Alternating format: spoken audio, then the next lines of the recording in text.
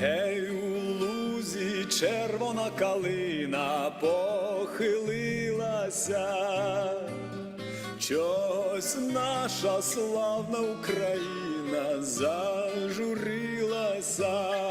а ми тую червону калину підіймемо, а ми нашу славну Україну розвеселимо, а ми тую червону калину підіймемо, а ми нашу славну Україну розвеселимо. Не хилися, червона калина, маєш білий цвіт. Не журися, славна Україна, маєш добрий рід. А ми тую червону калину підіймемо, а ми нашу славну Україну розвеселимо. А ми тую червону калину підіймемо, а ми нашу славну Україну розвеселимо. Виступали стрільці січові у кривавий танк, визволяти братів українців з ворожих кайдан. А ми ті ворожі кайдани розіб'ємо, а ми нашу славну Україну розвеселимо. А ми ті ворожі кайдани розіб'ємо, а ми нашу славну Україну розвеселимо. Гей, у полі ярої пшенички золотистий лан, розпочали стрільці січові з ворогами там. А ми тую ярою пшеничку і зберемо, а ми нашу славну Україну розвеселимо. А ми тую ярою пшеничку і зберемо, а ми нашу славну Україну розвеселимо. Як повіє буйнесенький вітер широких степів, та й прославить по всій Україні січових стрільців. А ми тую стрілецьку славу збережемо, а ми нашу славну Україну розвеселимо. А ми тую стрілецьку славу збережемо, а ми нашу славну Україну розвеселимо.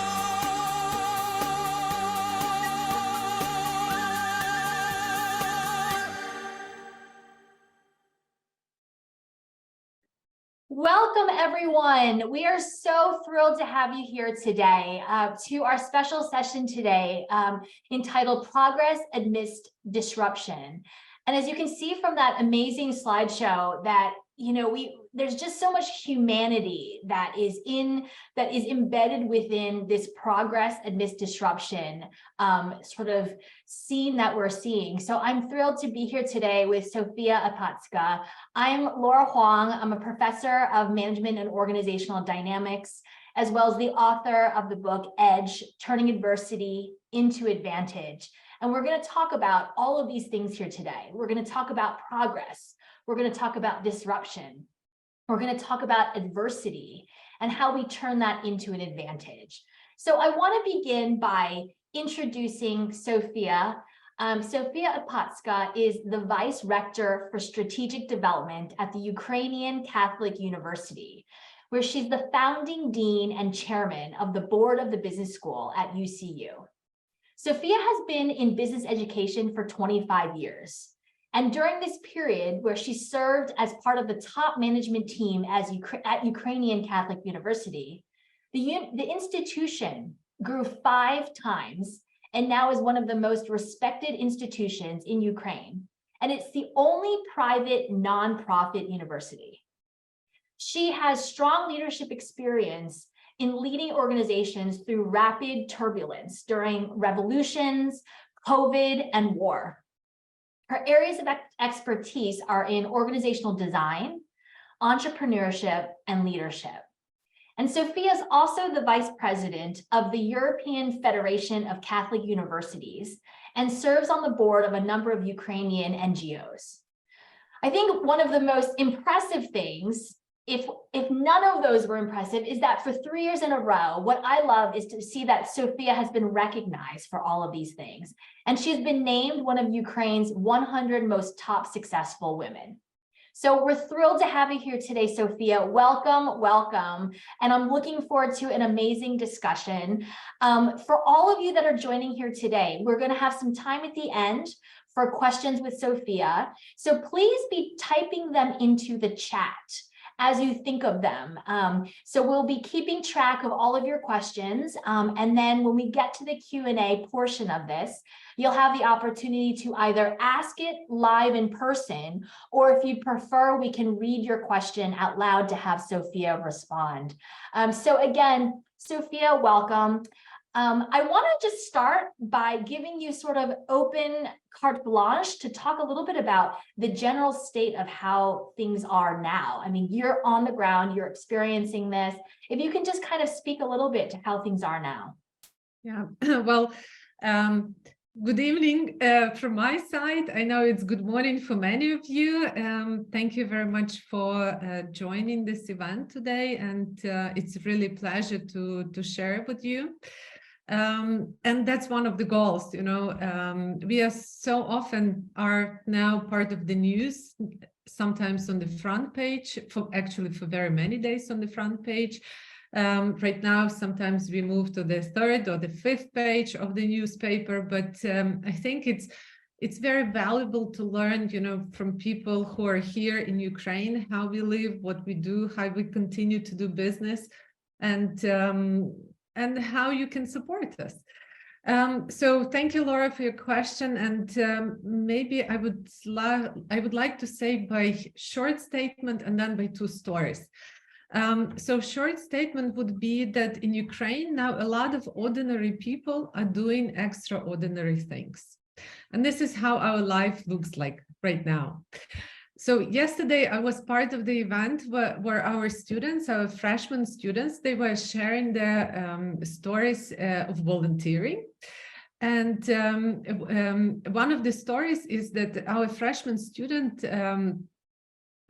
let's name her Julia, she signed up to make candles for the trenches, which are used in the trenches by soldiers. This is the activity like trench candlesticks. This is the activity which have been done at Uku for quite a long time, especially in the beginning of war. But now she had this idea that freshman students can also help. And she signed up for this, and for very many, she said that she will be doing it every Tuesday between 4 and 6. And she was coming to the room, which was assigned for that. And she said that some days she was alone there. She just was the only person who came. Nobody else came. She was just alone. But she said to herself, I will be doing that as long as it takes to engage other people. So then she started to write messages to her friends. Then she started to post some pictures to engage students. And then some other people started to join her.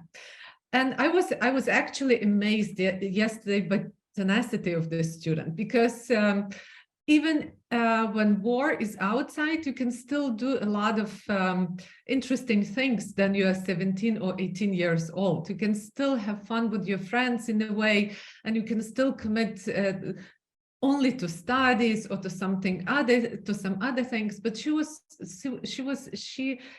so committed to this work.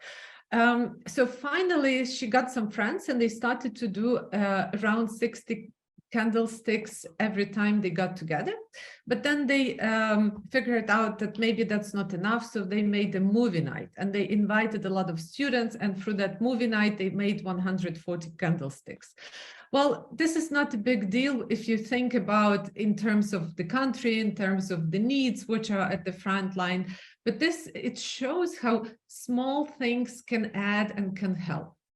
Well, another thing which I would like to tell you is that right now, every single morning, first thing I do, I open the Facebook and I look for the message from my friend who is actually quite successful business person. But a year ago, he volunteered and he went to frontline and he's right now in Bakhmut. So every morning he's writing that Bakhmut is still Ukrainian, that Bakhmut is Ukrainian and will be Ukrainian. And this is the first message which I'm looking every single morning.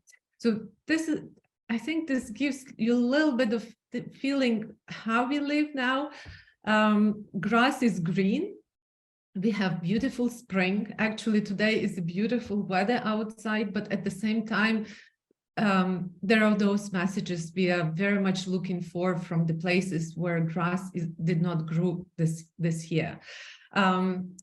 It's quite surreal. It is still quite surreal, but I think we also we can be amazed how people can adapt, how young people can adapt, how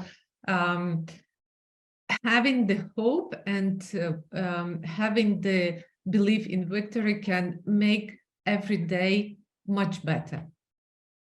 I think these are such important things that you're raising, because even just hearing one or two stories or seeing images and pictures of people, right? And it's what you sort of mentioned before. It's no longer the first story that you see in the newspaper. But even when it was the first story that we saw in the newspaper, we're reading words. We're reading descriptions of things. We're not necessarily seeing the people and focusing on the people and their sentiments, their emotions, their feelings, their ambitions as they go forward. So I'd love to hear you talk a little bit about that aspect of it. What are the emotions like? What are the feelings? How are people thinking about sort of where they are now, ambitions for the future, what's past, and how that all comes together? Well, I think a lot of people understood that this is what happens to us. It was very difficult to accept that fact. It was in the beginning, it looked like, okay, I will wake up and it is just a bad dream. How can it happen in the 21st century? But again, if you look at how Ukrainians are living right now, we are taking one day at a time. And I think that's the strategy for very many people right now. Of course, we have a lot of hopes. I think there are two ways how we are thinking right now. We are thinking very short term today. I have to go through this day. And we are thinking very much long term, because we have a lot of desires and hopes for recovery of Ukraine. We have a lot of discussions about that, and this brings us to long term. But the difference between war as an event, you never know when it will stop. If you compare it to any disaster which happens to any natural disaster, there's beginning, there's end. You take the difficulty of it, you turn the page, but at the moment we don't know when the end will come. So that makes the situation more complicating.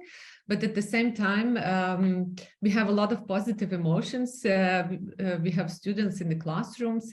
We have international guests who are visiting us, faculty members who come to teach, and they're very surprised how we can still operate, how we can go to restaurants.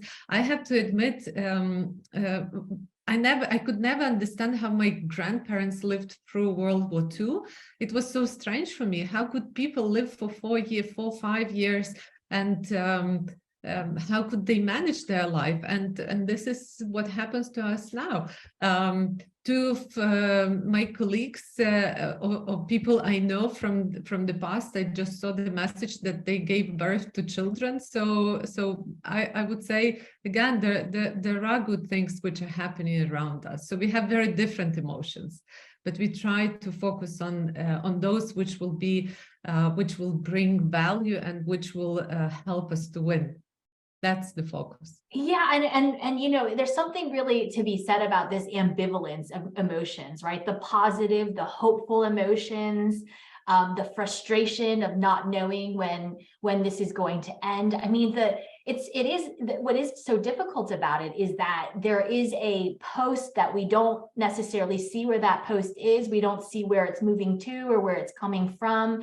I mean, the closest example that we sort of have at this moment is just COVID, right? We were all sort of in this zombie state where we didn't know what was happening, when it was going to change, when things were going to go back to normal, if it was the new normal. And you know, and what you're sort of describing in Ukraine is that plus, right? Is that in addition to all of these other things. And so when you speak about the positives and the negatives, right?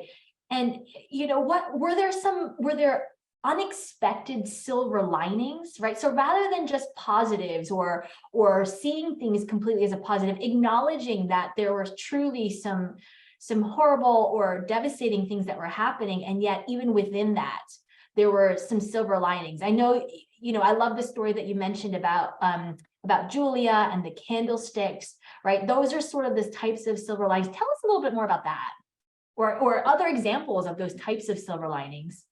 Yeah, maybe I will try to bring here a little bit some stories and some conclusions which we see, for example, from business. You know, I see, you see, I have this nice T-shirt today, strong like Ukrainian business, because I truly believe that Ukrainian businesses are very strong and resilient right now. So I think, again, you know, as personalities, as business organizations, as any institution, we went through a couple of stages, because again, it's more than a year. It's a year and a couple of months. And in the beginning, we all thought in the days, we thought that it will end, you know, and the only thing which you cared about was the survival of people you work with, survival of yourself, of your children. Obviously, having different experience historically, we knew that nothing good will come with that. You know, nothing good comes with war, and especially with war, which we were sure will bring a lot of brutality to our country. So in the beginning, it was about this survival, but then, you know, people started to reflect a little bit. So how do we operate in this mode? Because at some point, everybody realized that this might take longer, not days, not weeks, but actually, if you ask anyone who left Ukraine,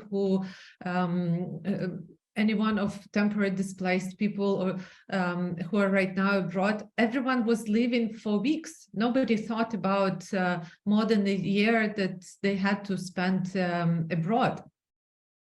Then people started to think, what can I influence? Where can I add, you know, in this situation? What can be my influence? Many business people realize that maybe they cannot influence too much, but they can influence how their organization moves on, how organization finds new meaning. Some of the businesses are destroyed, some of them partially destroyed. One of our graduates, he has 3 factories around Kyiv.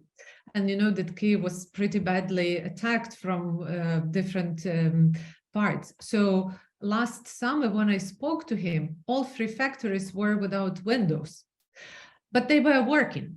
They were operating without windows. How do you plan winter?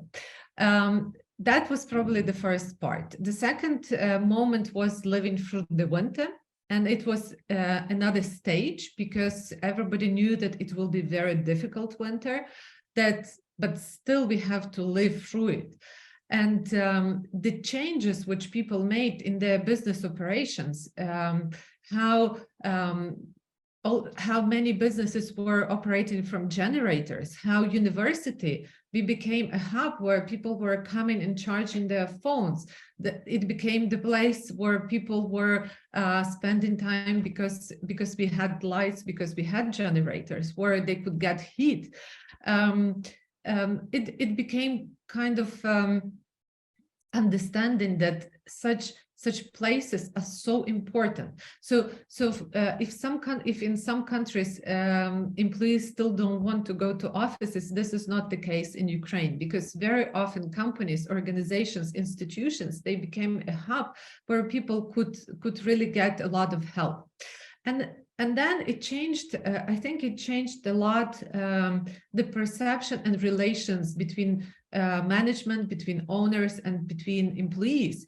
Because in a way, the survival of employees, this crisis management, but still very much focused on human beings with whom you are working, with whom you share so much, with whom you share so many challenges right now. They were the priority for any business owner and for any top manager. Of course, now we again, we look with the hope, and we make a lot of changes in organizations, because many companies, they lost a lot of their business, they lost a lot of their markets. They're looking for new markets. A lot of them are looking internationally. So it will require new skills. A lot of people, it's interesting because a lot of people invested time into their education over last year. There are a lot of, I would say, people who are not at the front line, whose families are quite often are abroad, and they decided that they would like to invest the time which they have, except for job, they would like to invest also into education. So it's interesting because on one hand, how can you think about education when you have a war in your country? But at the same time, a lot of people understand that this is kind of investment they are doing not only into themselves, but this is something the society will expect from them to pay back when victory comes. So I would say that there are a lot of those things which we did not expect, from ourselves, from our behavior, but also which we can observe at the level of organizations. So from the business school, we do some research now, we do some interviews, we do it's pretty interesting laboratory in a way to understand how business people are thinking, how much they are committed to the country. Sometimes I also think that if not for business people in the first days of war, we had much less chance as a country, because business people actually took out all the cash they could have, and they donated all of that to protect the country in the first month of war, because at those first weeks we didn't have so much support. We had a lot of moral support, but we did not have so much support yet, and it was really a turning point. And right now, when you speak about responsibility of business person, nobody questions that. Nobody, for us, responsibility of a business person, it's not a theory, not nice theory in the books. It's something which happens every single day, I would say. I mean, there's so many things that I'm hearing in there that are so salient, because in a lot of my work, I study how do we take things that are an adversity, constraints, barriers, adversity, and turn it to an advantage. And certainly, this was not one of the types of adversity that had come to my mind right away. I mean, in a lot of my research, it's disparities in terms of outcomes. And what I'm hearing is that not only have you turned this adversity to an advantage, but it goes beyond that. It speaks to a lot of my other work around intuition and gut feel, and the way you've taken old frameworks and really change them to new frameworks. What you talked about was this notion of new meaning, and giving new meaning to things, everything from the physical and the operational, right? Hubs, corporations no longer being seen as just workplaces, but hubs for people to gather, to charge their phones, to get information about the war, to everything from those sort of physical operational things to the social and the interpersonal, like no longer seeing bosses just as a superior or as a boss, but as a fellow Ukrainian, someone that's in this together, we're donating our business proceeds towards this effort. It's now a family. We're fighting for our family, and we're strong like Ukrainian business. We're strong like Ukraine, the country. So I see so many really interesting threads there around this sort of these new frameworks. So the thing I would love to hear you talk a little bit about is, how do you trust how you're now proceeding and making these decisions, right? Because you have all of these old frameworks, the things that were so reliable to the country and to the people and in organizations and businesses for so long. And now you have these new frameworks, these new mental models and schemas and intuitions for doing things. How do you balance the two? Maybe before I go into that question, I would like to give you one more example to what you have been saying about, change of what company can be. So I spoke with, again, one of our partners. He's co-owner of a quite big IT company. And before war started, the full-scale invasion part started of the war, they had a contingency plan in their company. And they had a plan how the Lviv office will become a place where people from East could be coming and find safe place and find help. And it's interesting because he said that when they thought about families, they thought about, probably two young people who work in IT companies, their children. But it turned out that family, it's two people, two grown-ups with their children, with their dogs and cats, with their relatives. So indeed, companies, they have been taking care of extended families, especially, in the first 2 months of war, of last year. And yeah, that shows actually a lot. So now coming to a question about how to balance. Well, our life is whole balance, because again, as I have mentioned, you have to balance what you can influence, what you cannot influence. You have to balance. I mean, on one hand, this is something general, and it can work for any society and any situation, but it just that in our case, it goes to extremes. How you can balance short-term and long-term. Because on one hand, how can you plan long-term if you cannot influence if you will have 1 air raid today, or you will have 5 air raids today, or you will not have air raids? So you just become, I think we started to realize also what really means something and what you can let go. Just to give you an example, some faculty members in the whole world are so worried if they don't have PowerPoint presentation, or they don't have some tools to teach. Well, I can tell you that I can teach you now in any situation. I can teach in the classroom, but I can also teach in the shelter with 3 other faculty members running their shows in 3 other different corners. So I'm just happy if I get my corner with my students. I can teach to my students, but I don't mind if some other people who find shelter at our university come and join my class. I just have to be ready for that. So I can teach with lights, but I also taught without lights. It happened. And I can teach with presentation, but I don't have to have presentation. So, we learn how to be adaptive. And again, I have mentioned that already, that sometimes we can be much more adaptive than we think we are.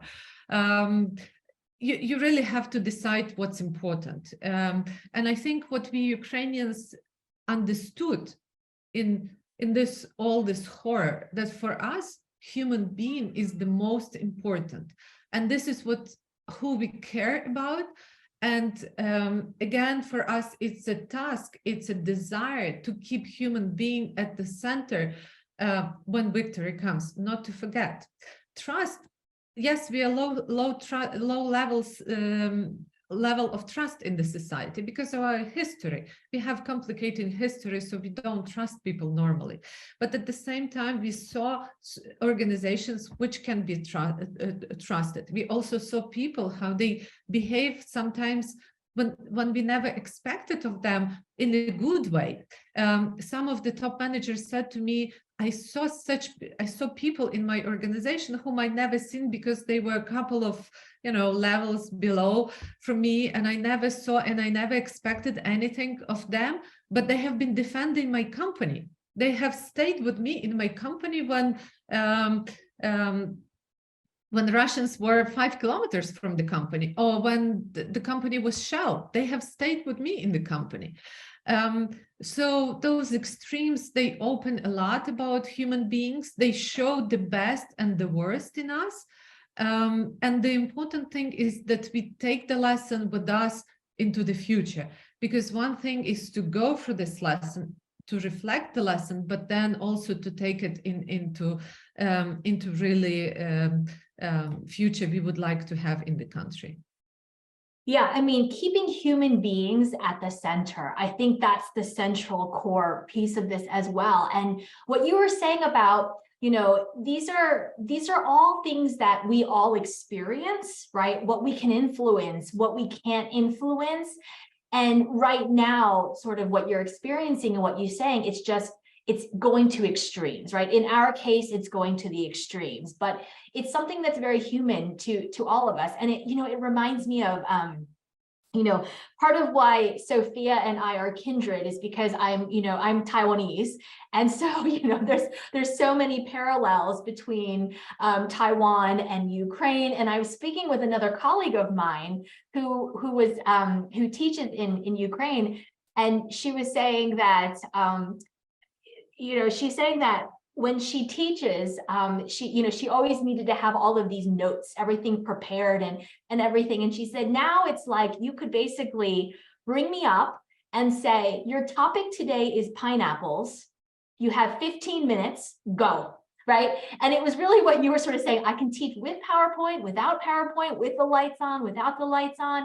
And it's about preparedness, right? It's about that human connection with people, and you can take it to whatever extreme you'd want, but it's still about human beings at the center. And I think that's something that we share, regardless of whether you think about it from the perspective of someone who's from the Ukraine, someone who's from Taiwan, someone who's from Israel, someone who's from the US.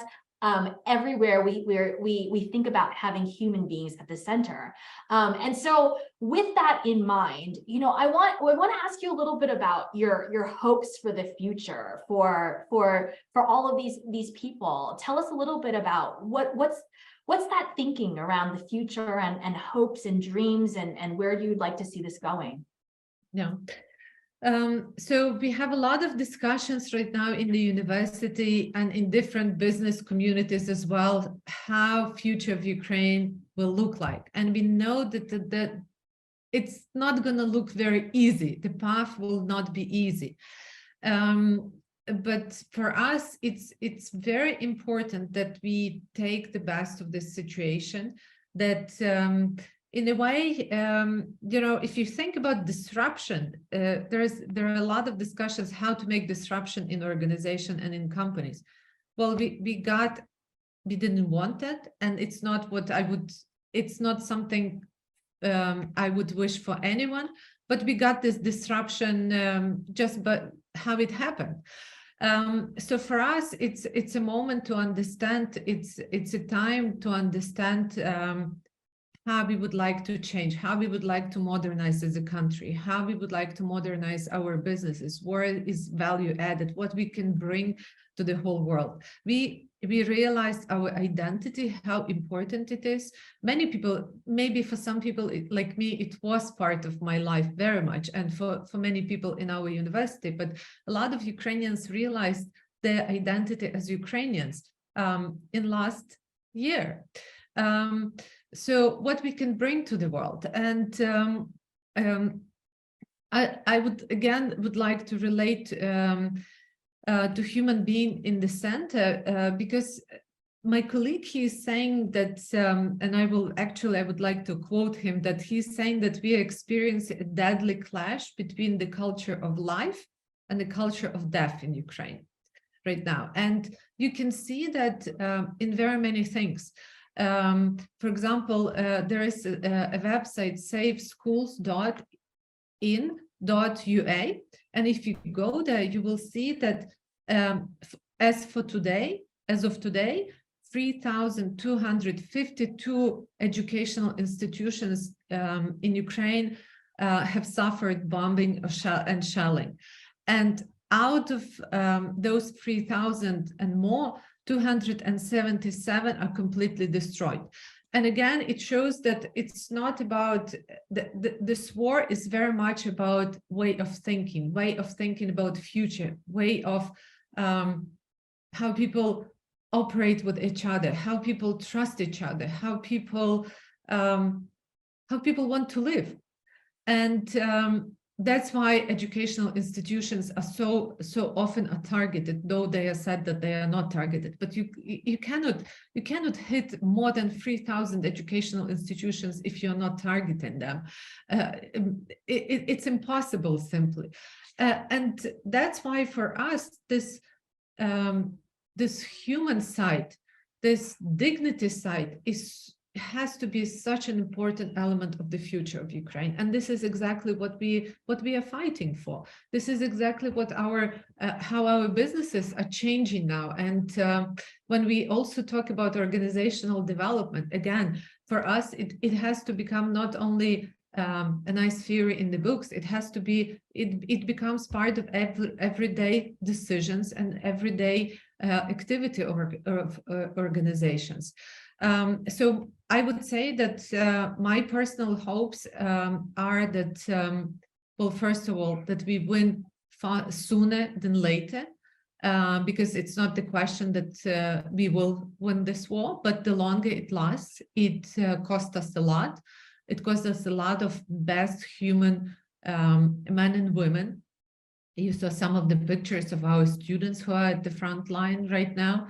We are losing them, unfortunately. And the longer it lasts, the more difficult it is for us as the society. I hope that we will bring back 7 million of people who are abroad right now.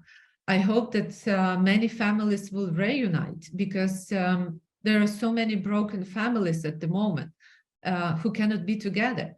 I hope that we can have charges against the country which did such brutalities to us, and I hope that repatriations will be paid, because we also need to renew the economy, and we have to start with something. And we appreciate all the help which we receive, but we know that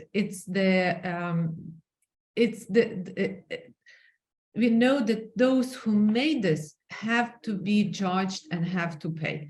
And for us, this matter of justice is also very important. So there cannot be discussions about negotiations before justice comes to place. So these are hopes of me, and these are hopes of so many people. And even if we don't say them, if we don't mention, we mean them. We truly mean them. We can keep working every day. We can do a lot of ordinary things, but deeply inside of us, this is what we are hoping for. And I also hope that my friends who are best top managers in this country, they can get back from frontline and they can start doing the things which they really know how to do, and they can serve the economy of the country, not stand where they are. Yeah, I mean, I'd love to hear what some of the audience and people here have to say before we, especially to that sort of a message and those hopes. But I wanna put out a call to action to everyone as well. So tell us, Sophia, what resources still are needed? What has been lacking? What is it that we can actually put out as a call to action? Well, maybe I will start with something pretty radical. It may sound radical to some of you. It may not to some of you, because I see some of my colleagues, some of our colleagues who have done it recently. Well, my first call to action: come to Ukraine, come to Uku. I know it sounds strange, I know there is no such advice from State Department and from any state institution, but you can still come to us and you can see and you can spend time with us. You can teach, you can talk to students, you can do some other things which will bring value to the country. And it's possible. There are people who do this. And I know that they leave also rewarded. So both sides are very rewarded. Why is it important for us? Because war brings isolation. We don't think about that way, but war brings isolation. Half of my students cannot leave the country. A lot of our staff cannot leave the country because of law and because they cannot do it. And for us, it's important to feel part of the world. So my first call to action, come to Ukraine. You can find the most safest place, though, of course, there is danger, but we will try to take good care of you. My second call for action is follow the news, and follow the news not from the newspapers, but follow the news from people who are on the ground. I think they can share with you a lot, they can tell you a lot, and they can tell you true story. I truly value the work which was done by journalists and is done by journalists, and journalists are also under huge danger. But still sometimes the everyday life and everyday worries of people are different from what's written in the papers. My third call for action is that we need support. We need military support. We need financial support. Actually, this event is dedicated to one of our students, Oleg Vorobyov, who was killed last year in May.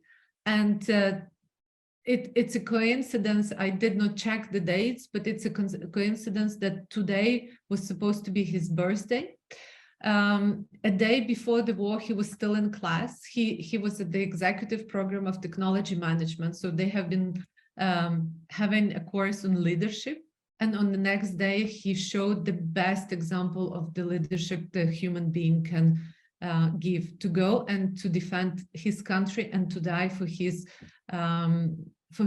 family, for his colleagues, for his friends. So we are right now in the process of having endowment in his memory, that every year UPU would provide one student with a scholarship in his name. So if you, I hope some of you can make a donation in his memory. And I also, for me, it's very important that I can tell about him, because again, it's a great example of leadership. And we, you know, now we can give examples of leadership, as I started in the beginning, from ordinary people doing extraordinary things. Yes. Thank you for sharing all of that. I mean, I think that's one of the things about a forum like this, is that not only can we follow the news, but we can get these stories and we can understand from people who are going through this every single day. And so I think that's one of the reasons why something like this is so important. So thank you, Sophia, for taking the time to do this, for sharing stories about yourself, the emotions of people that are around you, the companies, the organizations, the people, the stories. This is all so powerful and necessary for us to create these new meanings and also keep human beings at the center. We're going to show a quick video now, and then after the video, we're going to have the opportunity, we're going to open it up to questions, any questions that you may have for Sophia. So it's a very short 2-minute video, I believe, and then we will take comments, thoughts, questions from all of you. Education means something different to every one of us. It's a chance to grow, to solve problems, to invent, build, and excel. But here at Ukrainian Catholic University, academic achievement aligns with a deep purpose.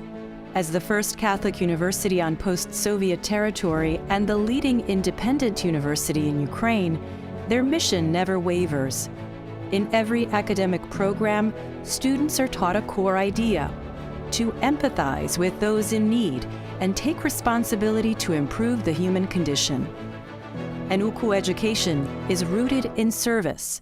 Their students learn to serve others, to take their education to the world. So when the world came to them, they were ready. Undaunted, they volunteered. They provided refuge, supplies, and healing. They served their fellow citizens. They served their country. And remarkably, they never stopped learning.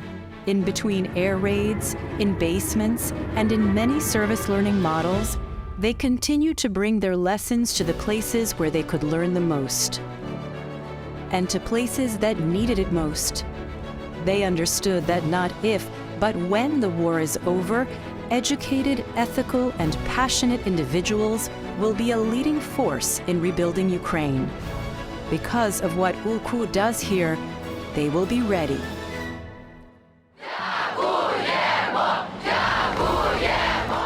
Witness, serve, communicate. Learn more and donate at ukufoundation.org.